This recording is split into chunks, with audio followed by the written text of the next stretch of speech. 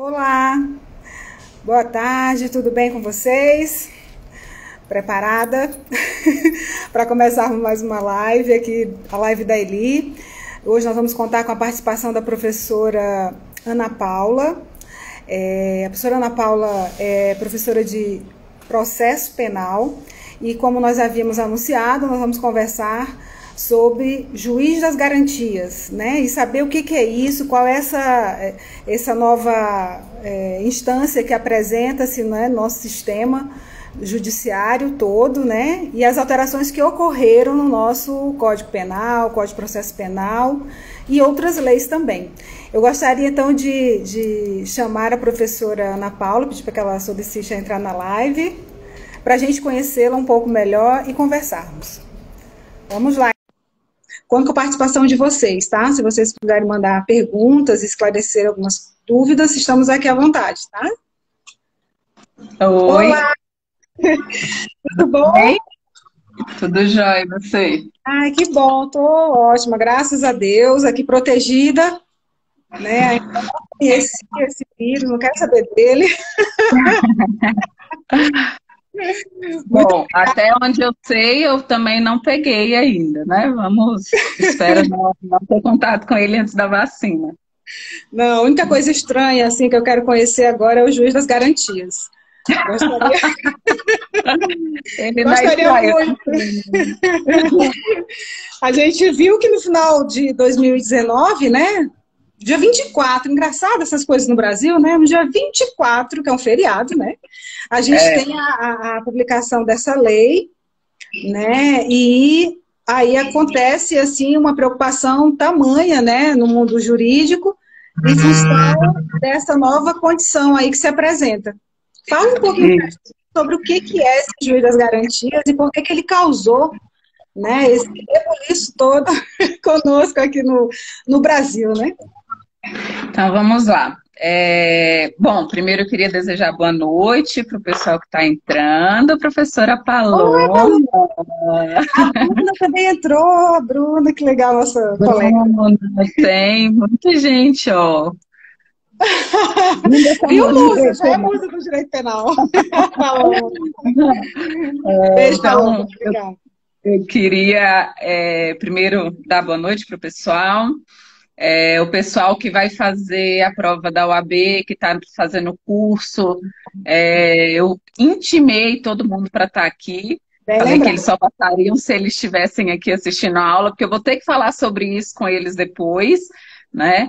E te agradecer, Eli, pelo convite. A gente já está... A gente já está... Obrigada, há um tempo já, né, tentando fazer dar certo e hoje deu, graças a Deus. Uhum. Então, olha só, vamos falar um pouquinho sobre... Hoje, a Letícia está aí pela aprovação, você vai ser aprovada, viu, Letícia? Você vai estar conosco aqui hoje, você vai ser aprovada. Fica até o final da live. A gente, então, vai começar a falar um pouquinho sobre os juízes das garantias, que, para a gente, no nosso ordenamento jurídico, é algo novo, né? Foi implementado aí com o pacote anticrime, que é a Lei 13.964 de 2019, né? Foi publicada no dia 24 de dezembro, um dia antes do Natal, e entrou em vigor grande parte dos artigos dessa lei no dia 23 de janeiro de 2020. Né? Então, a gente fez aí um ano de pacote anticrime, né, agora. Mas esse instituto, ele já vem sendo implementado, já vem sendo adotado, já na Europa, né, como Itália, Espanha, desde 1982, na Itália tiveram dois casos bem emblemáticos, né, em que se questionava a constitucionalidade dos juízes garantias. Então, desde 1982, 1984, que lá na Itália já vinha tentando implementar esses juízes garantias. e na América Latina também, né? Nós temos aí na América Latina o México, a Bolívia, o Argentina, né? Chile. A Argentina eu não sei, mas a Bolívia e o Chile eu tenho certeza, né, que eles já implementaram os juízes garantias no ordenamento jurídico. E aí nós tivemos uma primeira ideia de colocar os juízes garantias no nosso ordenamento em 2009. Né? Na verdade, em 2008, foi feito um anteprojeto de reforma do Código de Processo Penal. O nosso Código de Processo Penal é de 1941, né? Então, em 2008 foi feito o anteprojeto. Em 2009 ele virou um projeto de lei do Senado, que é o projeto de lei número 156, tá? De 2009.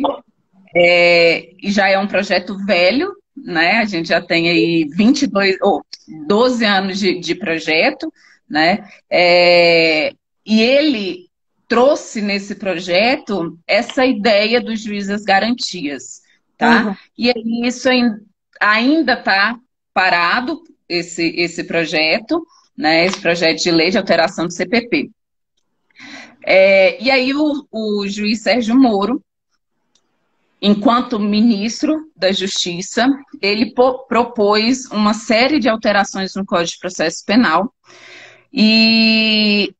Só que na redação original desse projeto, nós não tínhamos a previsão dos juízes garantias.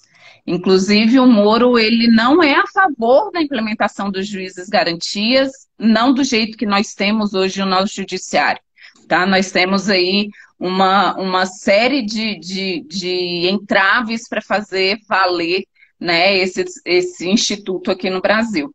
Então, ele inicialmente foi contra, só que quando foi submeter o pacote anticrime ao Poder Legislativo, o Poder Legislativo incluiu na redação do pacote anticrime os juízes garantias. E foi sancionada pelo presidente Jair Bolsonaro.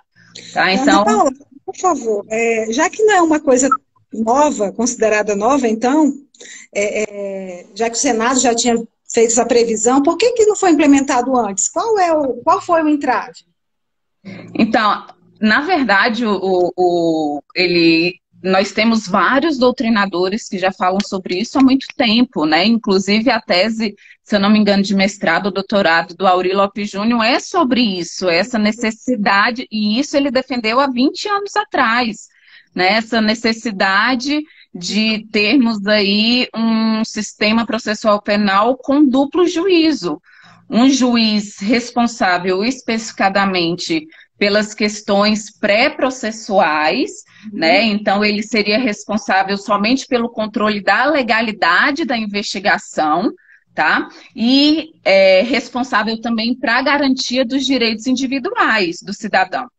E um outro juiz que não tivesse contato com essas provas cautelares, com essas provas antecipadas, com essas provas urgentes, para que ele pudesse, então, julgar de forma mais imparcial possível, né? Então, isso já vem sido discutido há algum tempo, mas foi um projeto de lei que não andou. Eu sigo, né? Eu me cadastrei lá no Senado e sigo as movimentações, eu recebo no meu e-mail, eu recebo uma movimentação por ano desse projeto, sabe? Então, burocracia, enfim, né? Mas isso já era discutido na doutrina, né, já há algum tempo, tá? E assim, só para tirar mais uma dúvida, parece então que esse sistema com o juiz das garantias tem muito mais a ver com o nosso sistema político, que é sistema democrático, né? Foi enganada ou estou... Não. O que acontece? A gente tinha uma discussão há algum tempo atrás sobre o sistema que era adotado no Brasil, o sistema processual, né? Nós temos, antes do pacote anticrime, nós tínhamos aí 3 correntes diferentes. Uma dizia que o sistema processual era misto, certo? Quem defendia isso era o Guilherme de Souza Nutti, por exemplo, porque nós temos duas fases bem delimitadas, em que a primeira, né, é uma fase inquisitorial, em que a pessoa, o investigado, não tem direito a exercer o contraditório ampla defesa, nós temos um procedimento sigiloso, né, nós temos, enfim, características, as principais características de um sistema inquisitivo, tá? Que isso foi abolido lá na época da Revolução Francesa, começou a ser abolido, tá? E nós tínhamos, para ele, para o Nutti, a segunda etapa, que é a fase judicial, aí sim, nós teríamos efetivamente um sistema acusatório, né, em que nós temos bem delimitadas as funções de acusar, as funções de defender e a função de julgar, certo? Mas a grande maioria, inclusive a nossa jurisprudência, defendia que o nosso sistema era acusatório, apesar de não ser um sistema acusatório puro, porque isso não existe em lugar nenhum no mundo. Mas as principais características do nosso sistema é de um sistema acusatório, né, em que nós temos ali a garantia do duplo grau de jurisdição, coisa julgada, imparcialidade do juiz, o juiz ele tem que se manter inerte, né? Então, o princípio da inércia, tudo isso. E o Aury Lopes Júnior, ele criticava, dizendo, não, nós temos uma característica que torna todo o nosso processo neo-inquisitivo, né? Por quê? Porque ele fala que atribuir ao juiz a possibilidade, né, de produzir prova, que nós temos lá no artigo 156, né, que ele pode determinar a realização de diligências, isso é uma característica clássica de um sistema inquisitivo, né? Então, nós tivemos aí, com o pacote anticrime, a inclusão do artigo 3º-A no Código de Processo Penal, que deixa muito claramente que o nosso sistema ele é acusatório, né? Então, a gente, com a entrada em vigor desse artigo, a gente já não tinha mais o que discutir com relação a esses argumentos utilizados pelo Nutti e pelo Aury, só que esse dispositivo ele teve a sua eficácia suspensa, assim como vários outros, né? E aí o juiz das garantias, ele veio para garantir efetivamente a implementação de um sistema inquisitivo, ou melhor, reafirmar, porque nós já tínhamos um sistema inquisitivo, né? E precisávamos fazer algumas alterações para que isso fosse efetivamente respeitado, tá? Então, o juiz das garantias, o principal objetivo do juiz das garantias é garantir um julgamento imparcial, tá? Esse juiz, né, das garantias, ou melhor, a imparcialidade de um sistema acusatório, o Badaró, ele fala que precisa ser passar uma ideia de aparência geral de imparcialidade. Não basta ser uma aparência formal. Isso ele já diz em 2008. Então, não basta o juiz se dizer imparcial, na sentença dele, ele fundamentar, usando os argumentos, né, questionando ou rebatendo os argumentos da defesa ou da acusação, se mostrando o mais imparcial possível. A população, o cidadão, precisa ter a certeza, o sentimento de que aquele juiz ele é imparcial. E que hoje a gente não consegue ter, né? É difícil, né? Mas assim, quais são então, qual é o papel que ele cumpre? Assim, quais são as ações que realmente ficaram para o juiz das garantias, assim, especificamente? Você consegue visualizar aí para a gente? Então, olha só, o que nós tínhamos...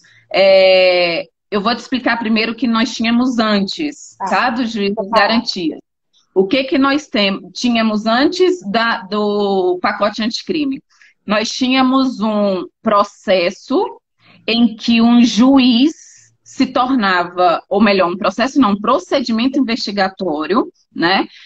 Em que um juiz se tornava prevento a partir do momento em que ele se manifestava no processo, porque ainda que no sistema acusatório, né, na fase de inquérito, o juiz ele não possa atuar efetivamente, ele precisa, tem que ser uma pessoa um pouco mais afastada, né? Existem situações em que nós vamos estar atravessando, né, os direitos individuais, uma série de garantias constitucionais que o indivíduo tem, e para isso precisa da chancela, vamos dizer assim, do Poder Judiciário.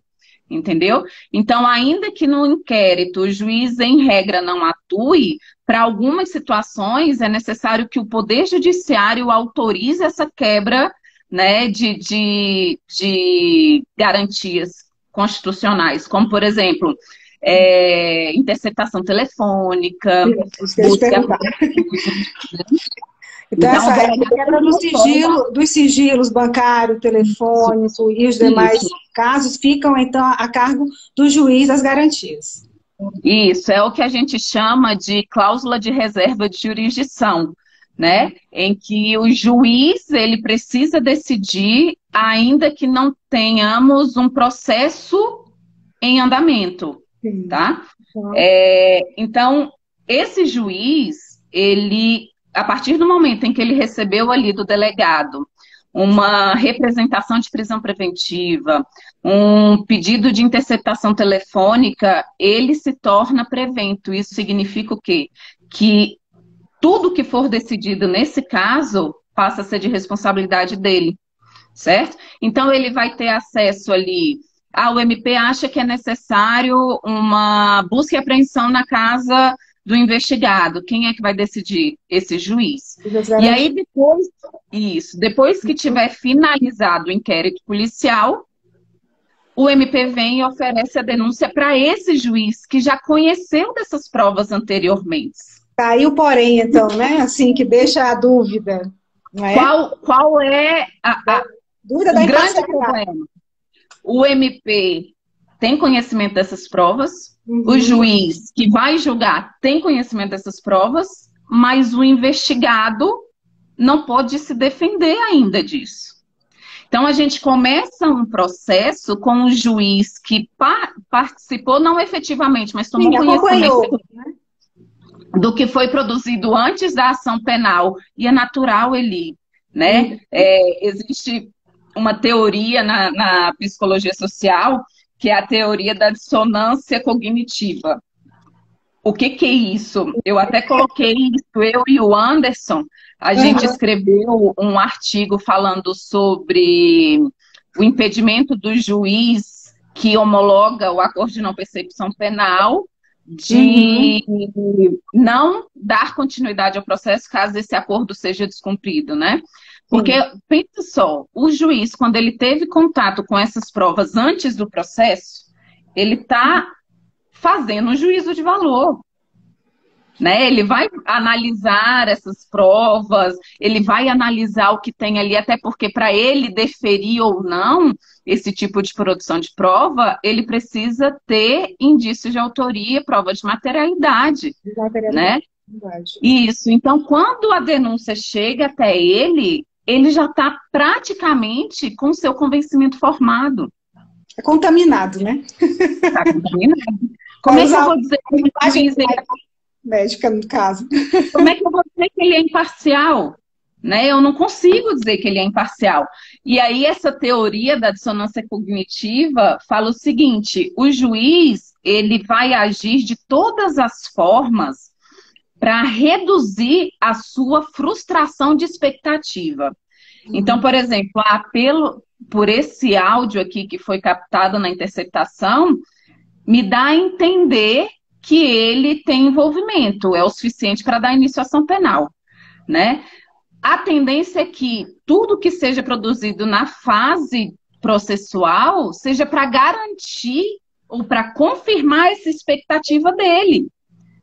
Entendeu? Então, as perguntas que ele vai fazer já é nesse sentido. Ele, eu lá na frente eu achei que ele era, né, estava envolvido, agora eu tenho que confirmar isso, essa minha suspeita. Isso é Suspeita. natural, né? Isso aí é para alimentar o ego, é natural, é para ele não não concordar com uma análise prévia incorreta que ele fez, né? Então ele já inicia aquele processo viciado, né? E aí a defesa tem muito mais trabalho para mudar essa mentalidade desse juiz, certo? Certeza, é E verdade. aí, como é que a gente fala em paridade de armas? Como é que a gente fala em, né, em ampla defesa?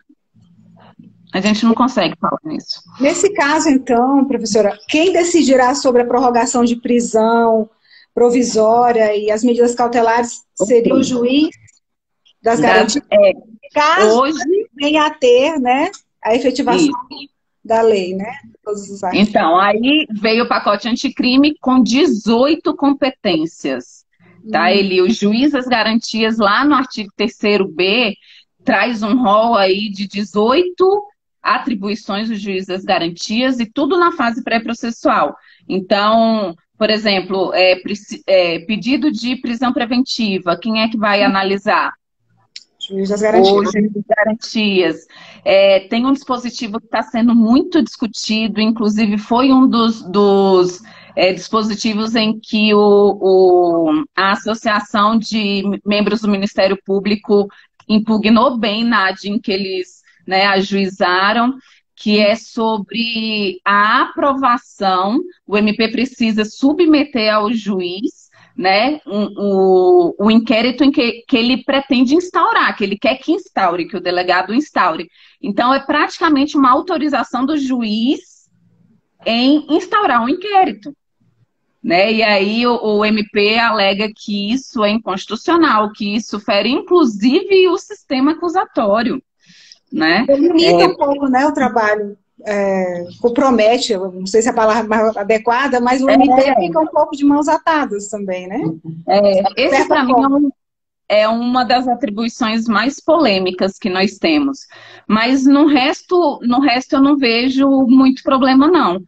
Né? Por exemplo, interceptações telefônicas, afastamento de sigilo bancário, financeiro, eletrônico, busca domiciliar, julgamento de habeas corpus, né, antes do oferecimento da denúncia, tudo isso, quem teria competência para julgar agora era os juízes garantias, né? Mas qual o grande problema?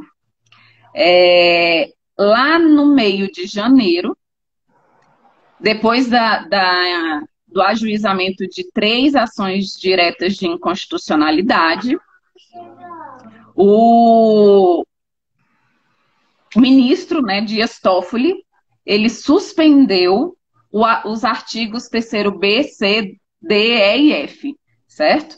Por 180 dias. Ou seja, ele falou o seguinte: hoje o judiciário não tem condições de implementar tudo isso em um mês. Não dá.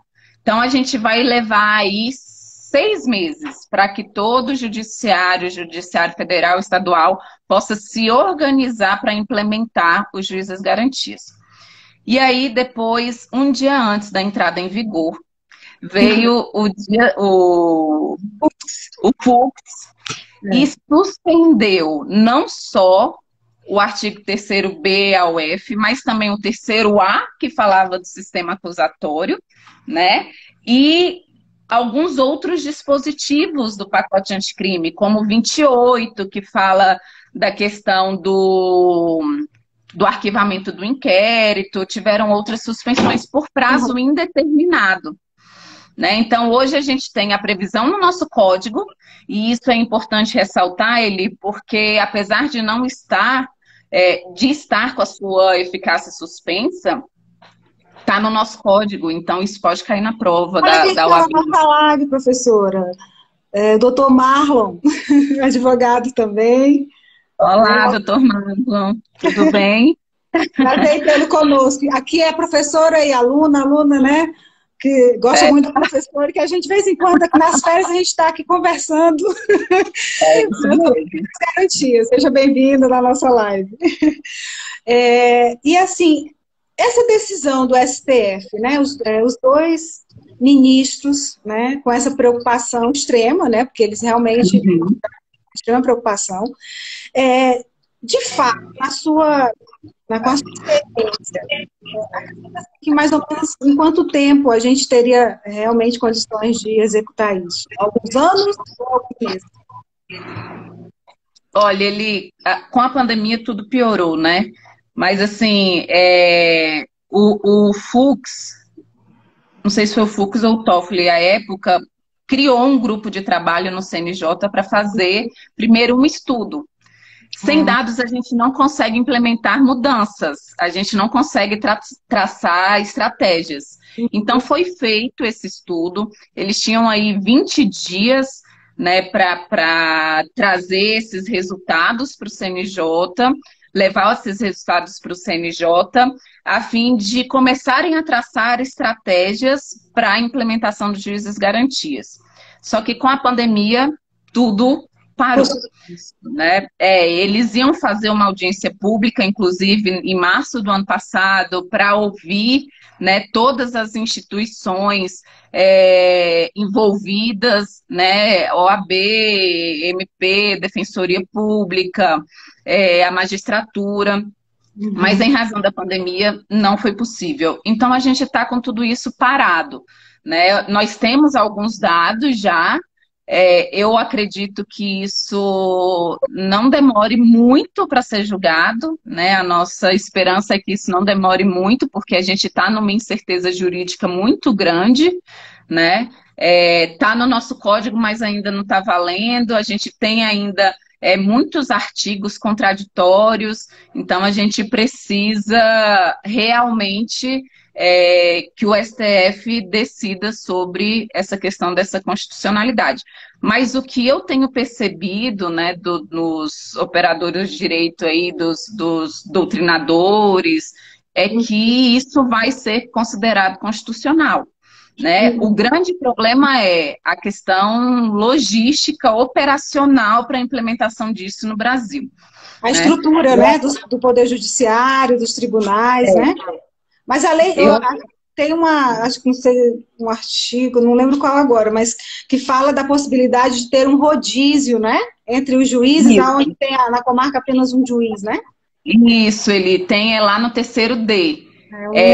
E aí a gente tem um probleminha, tá? Olha só. O CNJ, ele trouxe alguns dados para a gente. Ele avaliou a estrutura do Poder Judiciário de 2018, tá? A gente já está em 2021. O que eles concluíram lá? 60% das varas, tá, do Poder Judiciário, seja estadual ou federal, 60% são varas únicas no Brasil. Então, nós temos né? Como? Imagina, a gente tem isso, ele equivale a 1.600 municípios com varas únicas. E aí a ideia nesse artigo que você comentou é o seguinte: vamos fazer rodízio. Então eu pego um juiz da comarca vizinha para ele exercer a função de juiz de garantia nessa comarca aqui, e o juiz, né, da instrução aqui exerce o juiz das garantias de lá. Só que a gente tem um grande problema. Olha o tamanho do Brasil. Nós temos uma situação... Pensar em Brasília é fácil, né? A gente está em Brasília é fácil. Aqui, está no centro-oeste é fácil, né? Você pensa no norte, por exemplo. Muito provavelmente a gente vai ter os juízes das garantias no núcleo de audiência de custódia, né? Então, o juiz do NAC já vai fazer tudo isso, né? Que é o que ele já faz agora de prisão preventiva, ele só não decide quanto cautelares, mas agora vai ser incluída aí essa atribuição. Aqui está resolvido, é fácil. Mas aí você pensa, Eli, numa cidade lá no norte do país, que tem, para chegar ao município mais próximo, que andar 3 dias de barco, 3 dias e 10 horas de barco. Como é que esse juiz da comarca vizinha vai sair de onde ele está para ser o juiz das garantias na comarca do lado? E mais, esses processos na comarca dele vão ficar parados. Também tem isso, né? Não é? E Você aí, vê o que que a do gente... lado, provavelmente, mas em compensação deixa um vácuo também considerável na comarca que você é titular, né? Isso mesmo, né? Então, assim, 60% das varas no Poder Judiciário em 2018, né, eram varas únicas. Eu já, há algum tempo aí, peguei um processo na Bahia e a realidade que eu vi, confesso que hoje eu não sei como está essa realidade, mas isso já faz algum tempo, que o juiz de Correntina era o juiz também em Santana. Então, ele acumulava 2 municípios, sabe? E como é que eu faço rodízio disso? Se é um juiz só, Ele paga já mais de um. acumulava? Se ele já Ele já acumulava, acumulava. como? Ele já acumulava, entendeu? Olha só, o que que o CNJ também conseguiu concluir. 19% das unidades judiciárias, né, estaduais em 2018 ficou com um só juiz por mais de 60 dias, sem substituto. Então, a gente está falando de um problema não só dos lugares que têm varas únicas, né? A gente está falando de municípios em que nós temos mais de uma vara, só que o juiz não tem substituto. Sim. Entendeu? Então a gente não pode se limitar só a esses 60%. A gente tem essa outra realidade. A gente tem que olhar o Brasil pelas suas regiões também, né? Então, assim, acho que nesse caso caberia, então, a implementação desses artigos, né? Uma modulação aos Então, poucos. né? Então, aí a gente tem um outro questionamento. Isso vale para os processos que já estão em andamento? Porque se valer, a gente vai ter que redistribuir muitos processos. Muitos processos. Né? Tá vendo como não é tão simples? Não mesmo. Não é nada simples. E assim, na minha opinião, acho que vai ser inevitável a contratação, né? Fazer mais concursos para magistratura, porque antes a gente precisava de um juiz, agora a gente vai precisar de 2 juízes, né? Então a gente precisa de pelo menos um em cada comarca para ser possível esse rodízio, isso nas melhores perspectivas possíveis, né? E talvez, assim, não só um juiz, né? Eu acho que a demanda também de apoio, né? De funcionários. Sim, a gente vai precisar de servidor, de espaço, né? E tem um outro grande problema. A gente não tem, em todo o Brasil, ainda processos eletrônicos. Então, a gente teria, né, para você ter uma ideia, a gente está na capital da República. Só o ano passado foi que os processos criminais começaram a ser digitalizados. Antes a gente tinha os cíveis, mas os criminais começaram a ser o ano passado. Aqui. Você imagina nos outros estados. A gente tem estado que ainda não tem processo digitalizado, entendeu?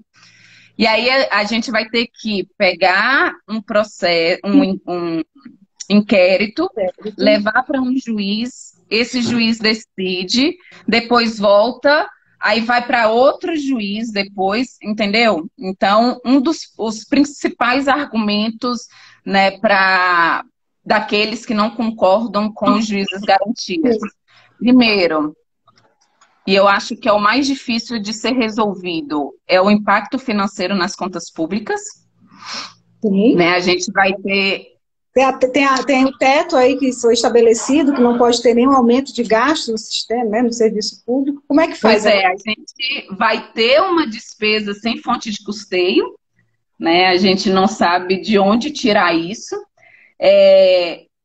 alguns dizem que por não termos ainda um processo eletrônico em todo o Brasil, isso vai trazer uma morosidade muito grande, né? Uhum. Ainda maior do que nós já temos, né? A burocracia vai ser muito maior, tá? E tem essa questão de logística quanto a pessoal. A gente não tem pessoal suficiente, né, para implementar todas essas mudanças. Nossa, e eu estou aqui pensando na questão dos inquéritos, né? No início do processo também, que não é uma coisa também simples, que tem todo o suporte, todo o apoio, né? E o juiz das garantias vai ficar de olho, né, nos procedimentos, praticamente, né? Eu acho que é outra demanda também que surge para o governo estadual também, né? Com as polícias.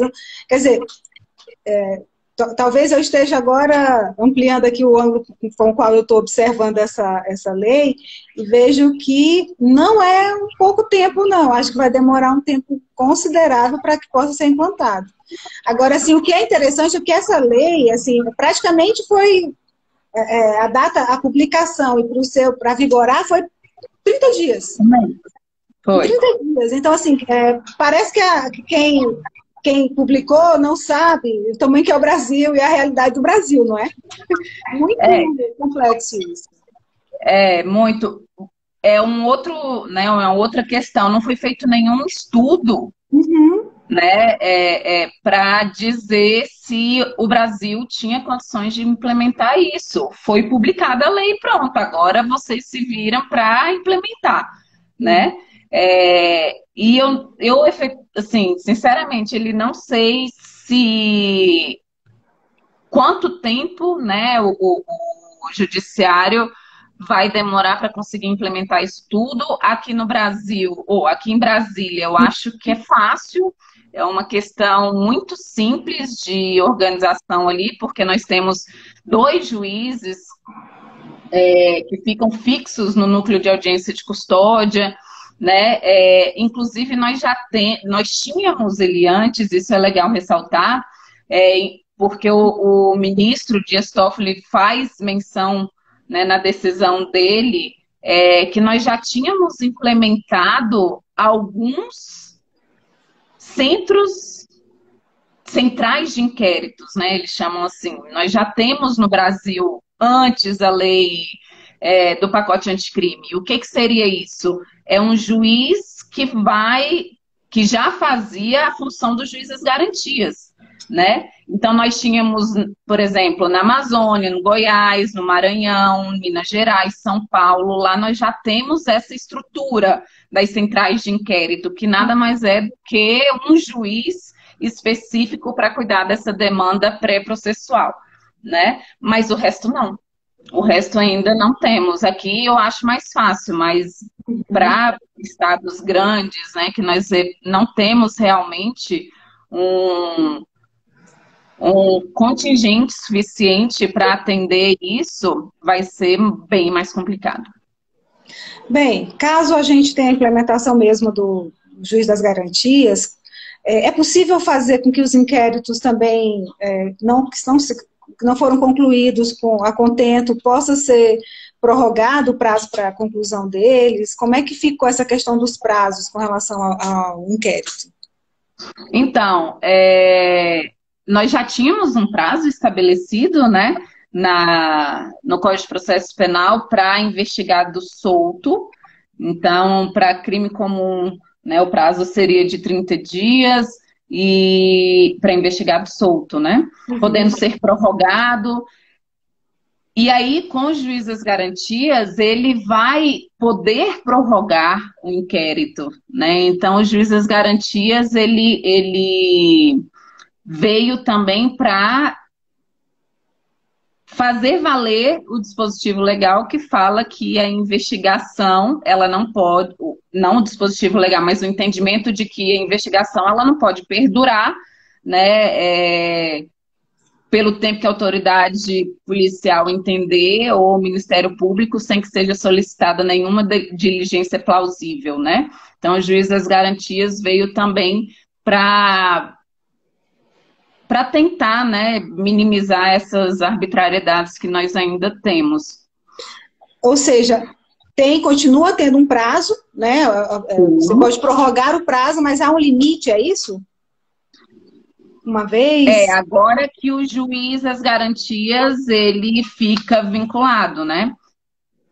Tá bom. E quanto às decisões tomadas pelo juiz das garantias, quando vai para o juiz que vai fazer dar continuidade, né, conduzir o processo, como fica, nesse caso, a vinculação? A vinculação de um juiz com o outro? Ou então, olha só. Tem seu papel bem definido e não há contato? Porque, assim, garantir melhor, vamos dizer assim, garantir com que seja o mais distante possível do caso, né, o juiz, mas como que faz isso na prática? Qual é o limite? Aqui fica, até aqui vai o juiz das garantias e aqui, né, o outro consegue, o juiz vai... Voltando só um pouquinho com relação ao prazo. Tá. O que o juiz de garantias faria com o prazo do MP? Nós temos, ou com o prazo de encerramento, né? Nós temos lá no artigo 3º-C, parágrafo 2º, que fala que o juiz das garantias, ele, quando o investigado estiver preso, poderá, mediante representação da autoridade policial ou do Ministério Público, então precisa de uma provocação nesse sentido, prorrogar por uma vez o prazo de conclusão do inquérito por 15 dias. Então, é algo que nós não tínhamos antes, né? Isso, mas previsto em lei, apesar da jurisprudência entender que em casos complexos esse prazo pode ser relativizado, tá? E isso foi o que o pacote anticrime trouxe com relação à conclusão de inquérito, a possibilidade de prorrogação por uma vez pelo juiz das garantias no caso de investigado preso, certo? Okay. Agora, essa pergunta que você me fez, até onde o juiz das garantias vai poder atuar? A lei fala o seguinte, que o juiz das garantias, ele atua toda nessa fase pré-processual e ele pratica um ato processual, né, efetivamente, que seria o recebimento da denúncia. Porque quando o juiz, ele recebe a denúncia, o que o juiz vai ter que fazer? Né? Ele vai ter que fazer uma análise quanto à existência do fumus boniuris, que são provas de materialidade e indícios de autoria. E ele faz essa análise com base no quê? Olha, a gente tem uma participante internacional aqui, a Babi, minha amiga, tá vendo lá da Califórnia, Li. Ai, que legal! A live hoje é internacional. Minha amiga, um beijo, saudade, parabéns. Então, voltando. E aí, ele vai... Quem é que vai fazer essa análise, né? Tem que ser o juiz das garantias. Se a gente deixar o recebimento da denúncia para o juiz da instrução, o juízo de cognição, ele vai tomar conhecimento do que foi produzido antes, sem o contraditório e ampla defesa, certo? Então, o juiz das garantias, ele vai receber o inquérito com a denúncia, o inquérito acompanha a denúncia, e aí ele vai fazer essa análise, se é caso de rejeição da denúncia ou não.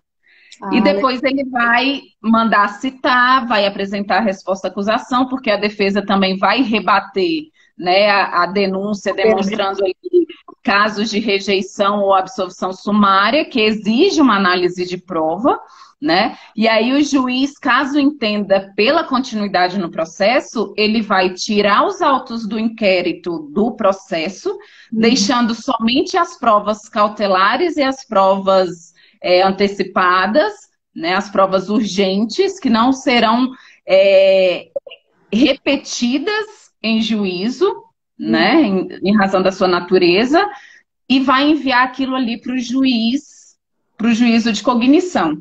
Então, o juiz, quando pega aquilo ali, ele tem que virar e falar assim, olha, um colega já analisou, aqui existe provas de materialidade e indícios de autoria.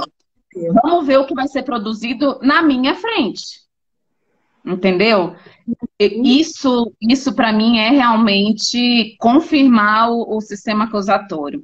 Eu trabalho já na advocacia há alguns anos e é muito comum, e eu nem sei se ele ainda está aqui, mas eu vi que entrou um promotor, doutor Arnaldo, e ele pode confirmar se ele estiver presente, que era muito comum a gente ver tanto a defesa quanto a acusação pegar o inquérito policial lá na hora da audiência e falar assim, me conta o que o senhor sabe. Ah, doutor, eu não lembro muita coisa não, já faz muito tempo, para testemunha, né, ou para a vítima.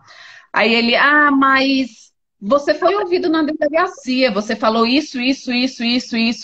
Nossa. Como assim? Você confirma isso? Ah, confirma. Essa assinatura é sua? Sim. Gente, isso não é para judicializar a prova, né? Porque ele tem que trazer a versão dele para o juiz. Não é só confirmar algo que foi tomado na presença da autoridade policial sem o advogado do É um investigado. constrangimento, na realidade, é uma estratégia, né? Eu só estou confirmando algo que foi produzido sem a possibilidade do réu exercer a defesa efetivamente.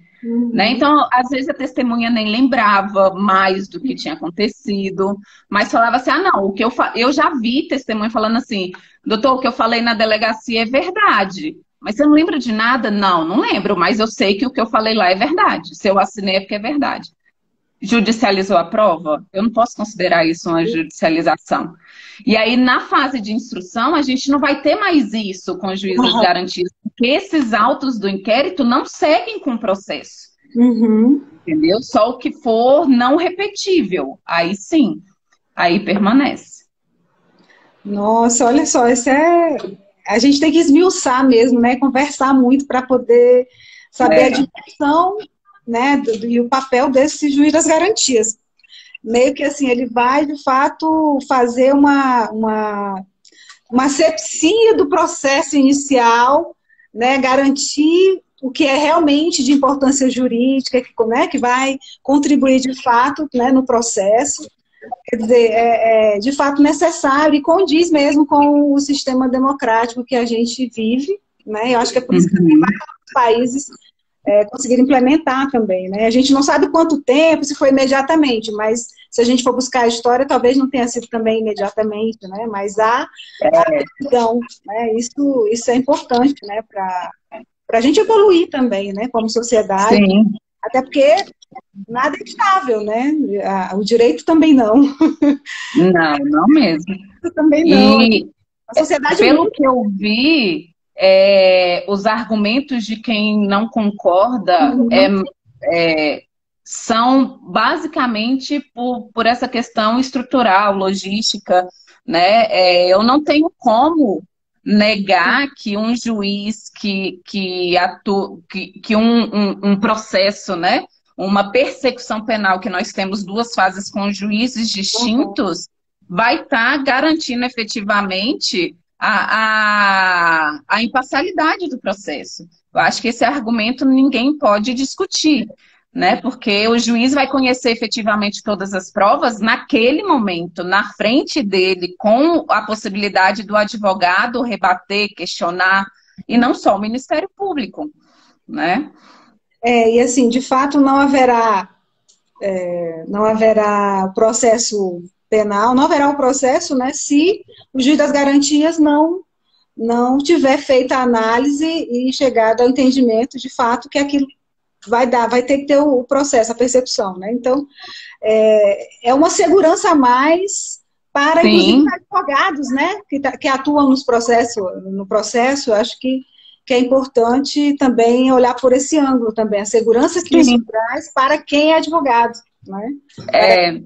Porque a gente tem a percepção, a errada, né? Uma percepção muito errada de que o inquérito policial é algo muito ruim para o investigado, quando, na verdade, o inquérito policial tinha que ser visto como algo que visa garantir, né, a impossibilidade ou reduzir consideravelmente a possibilidade de processos injustos, né? O início de tudo, né? Sim. É o início de tudo. Se E aí nós temos bem feito, se não for bem feito, quantas pessoas estão presas, né, professora? Injustamente, porque as provas não eram suficientes, mas acabou que foram aceitas, né? Então, então a gente tem uns juízes das garantias aí como um outro, vamos dizer, um outro membro para poder fortalecer um Estado democrático de direito, um sistema acusatório, né? Eu sou a favor, eu só não sei se hoje o Brasil ainda tem condições, ou já tem condições, né, de implementar como a lei está trazendo. Né? A impressão que tem é que os direitos, eles ficam mais firmes, né, e ancorados melhor, de certa forma, com relação à Constituição, né? Efetiva, né? Fica mais efetivado, assim, nos procedimentos. E, deixa eu ver que tinha uma pergunta... sim, com relação às infrações, né? O juiz das garantias, ele trabalha também com as infrações, a competência dele também? Infrações? Como assim? Que tipo de infrações? Por exemplo... Infrações penais, você fala? Infrações penais. Então, hoje a lei ela não trouxe, né, o pacote anticrime não trouxe uma limitação de competência quanto ao assunto, tá? Mas nesse grupo, né, que foi criado de trabalho, foram propostas várias sugestões, né, para a implementação dos juízes das garantias, e umas que eu achei muito interessante. Então, os juízes das garantias poderiam atuar, por exemplo, em crimes comuns, né, roubo, furto, estelionato, estupro, enfim. E a Associação dos Membros do Ministério Público, se eu não me engano, eles sugerem que isso não seja aplicado à vara de violência doméstica, né? Porque isso deveria ser analisado por um juiz específico, tá? Isso é uma das sugestões. Nos juizados especiais também, eles dizem que procedimentos, né, especiais, como o GCRIM, como o juizado de violência doméstica, não estariam sujeitos à atuação do Ministério do Juiz das Garantias. Mas isso são sugestões, né? São sugestões que vai caber ao Supremo, né, tentar delimitar de alguma forma para tentar facilitar essa implementação. Bem, eu acho que eu já tenho minhas perguntas todas respondidas. Não sei se você gostaria de colocar mais alguma coisa que possa ajudar os nossos colegas, alunos, amigos, né, que vão fazer a prova da OAB, né, e assim, aprofundar os conhecimentos, quem está só ainda estudando aí no curso, né, mas assim, creio que fica à vontade para que você possa fazer as suas observações e acrescentar alguma informação. Eli, a dica que eu dou para aqueles quem vai fazer a prova da OAB, eu espero que já tenha feito isso, né? Ter lido pelo menos os artigos que foram incluídos pelo pacote anticrime do CPP. Quem ainda não leu, olha, professora Ana Dória, xará linda. Quem ainda não leu, sugiro que leia para vocês terem uma ideia do que né, os juízes das garantias, para entender um pouco melhor o que a gente discutiu aqui hoje, tá? E me colocar à disposição para quem quiser discutir mais temas, discutir mais a fundo um pouquinho esse tema, porque o nosso tempo é curto, né? O meu Instagram é aberto, então fiquem à vontade, tá bom? Se quiserem, compartilhem bastante. Mandei pergunta para o Instagram da professora, que depois ela faz lá um mapa mental bem bonitinho É, para a gente isso. entender. Muito, muito bom. Parabéns também pela contribuição que a senhora tem dado A para senhora está nós. no céu, Eli. Tá joia, Eli. Eu que agradeço. Eu fiquei muito feliz em poder te rever, né? A gente tem mais de um ano que não se vê com a pandemia, né? Mas a Vocês gente me viam na aula online, ao vivo, mas eu não os via, né? Infelizmente. Mas, assim, é muito bom poder acompanhar, né, essa evolução do direito, essa evolução do nosso sistema de justiça e tudo. É gratificante poder analisar isso junto com você. Eu acho que a gente só cresce, né? Então, queria só agradecer aos nossos telespectadores, acompanhantes, ouvintes, né, os nossos internautas, e desejar, assim, boa sorte para quem vai fazer a prova, né, da OAB. Isso. E qualquer coisa também mandem perguntas, não fiquem com vergonha não, que a professora responde direitinho aqui. Eu respondo. E mandem sugestões de temas, né, Eli, para você fazer várias lives. Mesmo, Mandem agradeço. sugestões de temas, indicação de convidados, que Exatamente. Olha, me ajude a gente fazer uma live que possa contribuir para melhorar aí o nosso desempenho. Isso. A ideia é discutir, né, Eli? Discutir também. Compartilhar a ideia e discutir. Um abraço, viu, Ana? Tudo de bom. Né? Bom ano aí de volta às aulas. Obrigada. Beijo. Tchau, pessoal. Tchau, tchau. Tchau, gente.